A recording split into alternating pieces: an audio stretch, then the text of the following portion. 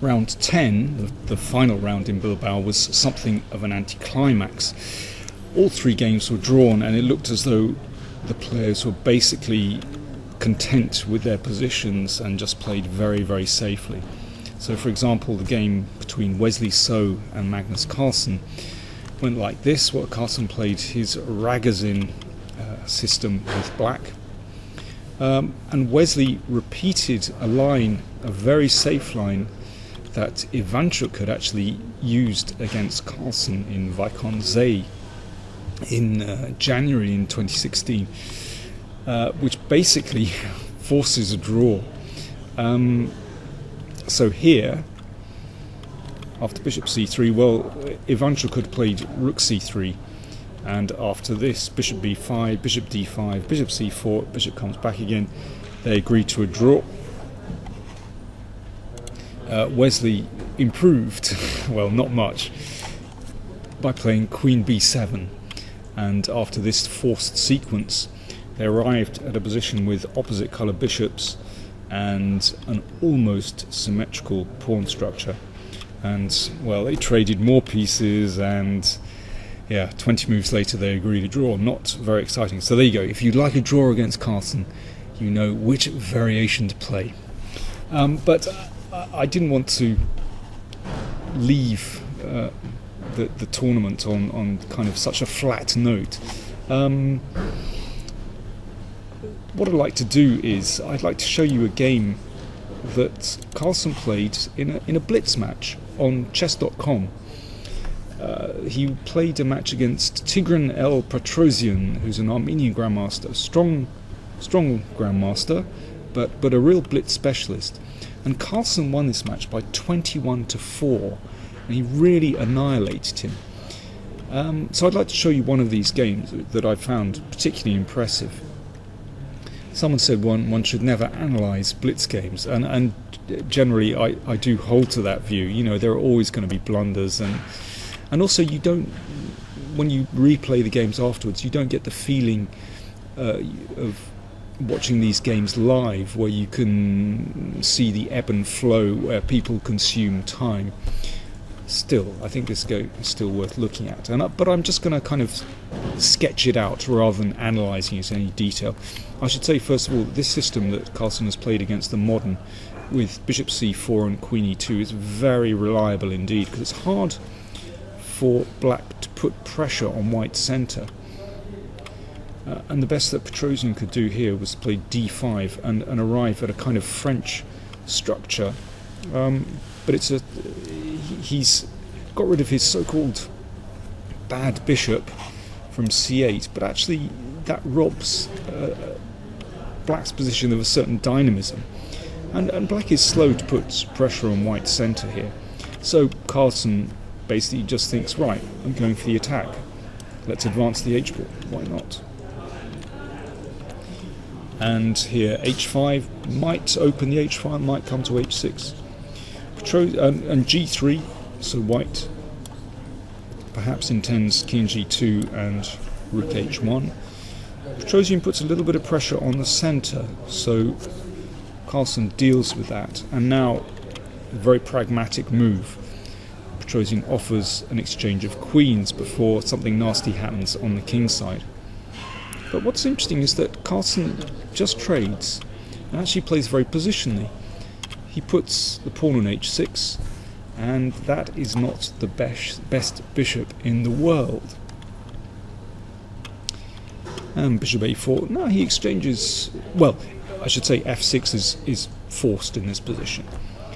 Black has to free the bishop, which doesn't look too bad now, but in playing f6, of course, it weakens the pawn on e6. But it's this pawn on h6 which is the real trump in white's position. And just watch how Carlsen uses this in the rest of the game. So this basically means that black's king is always a little bit insecure, and if Carlsen can break through and get to that pawn on h7, then of course the pawn on h6 is a very valuable asset. And watch what happens. So Carlsen trades bishop for knight, but that increases his control over e5, And now here's an interesting moment. Carlsen trades one pair of rooks and basically doesn't mind giving up the c-file. And the reason is that he basically, if he manages to break through with the rook into black's position, then this h-pawn will fall, he can hassle the king, the h-pawn will fall, and it doesn't matter how many pawns black takes here because that h-pawn is just going to sail through. So already black has to play quite carefully.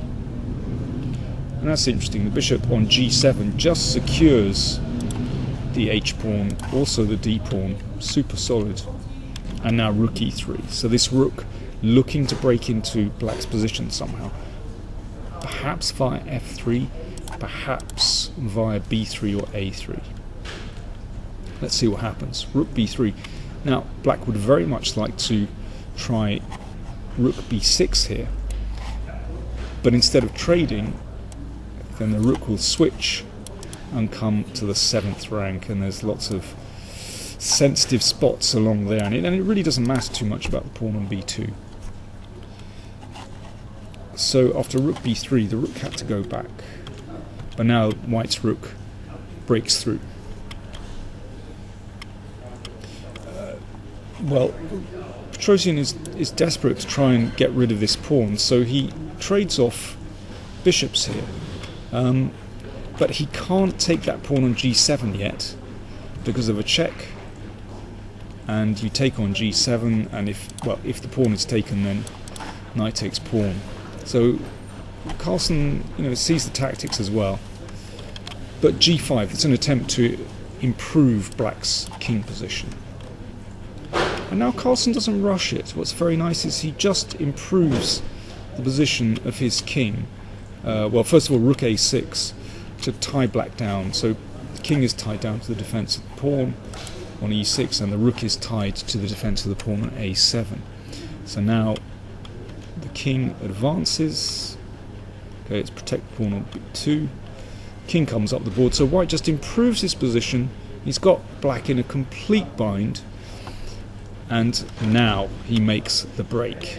Nice little tactic that he's seen. Trade the bishops. And now knight takes pawn. Because if the king takes the knight, then rook takes pawn, threatens f4, checkmate.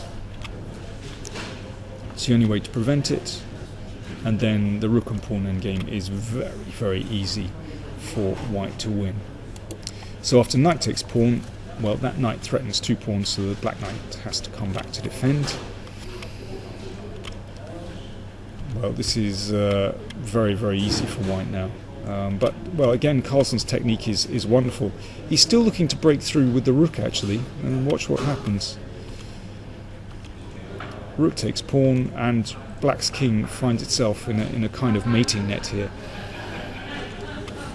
Rook comes back to defend the knight, and now rook check, and now rook g8 threatens knight f7 checkmate, and there's no sensible way to defend against that. Its finish actually reminds me of the game between Wesley So and Anish Giri in Bilbao, where Wesley also managed to construct a mating net with rook and knight and the king at the side of the board.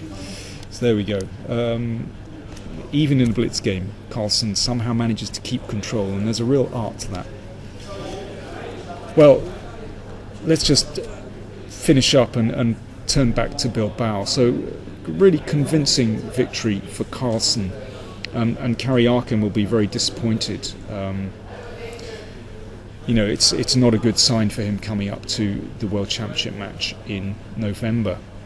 Both Carlsen and Karyakin will be playing in the Olympiad at the start of September in Baku, and then both of them will focus on preparations for the match in November. Thanks for watching.